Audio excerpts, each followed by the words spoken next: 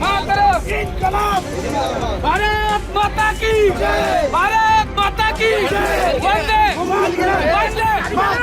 या आंदोलनामध्ये पुणेकर नागरिकांच्या वतीने वंदे मातरम संघटनेच्या माध्यमातून आम्ही हे आंदोलन त्याच्या अंगावर काळीशाही फेकून केलेलं आहे. त्याचं तोंड काळं करून समाज माध्यमांमध्ये दिसलं पाहिजे होतं, ही आमची भूमिका होती. तो जर गुन्हेगार असेल तर मुलगा जर गुन्हेगार असेल तर हा डबल गुन्हेगार आहे. यांनी गाडी दिली नसती तर हा गुन्हा घडला नसता. आज ह्याच्यामुळे 2 निष्पाप बळी गेलेले आहेत. त्या मुलाबरोबर बार मध्ये जे दारू प्यायला होते त्यांच्याही गुन्हा दाखल झाला पाहिजे.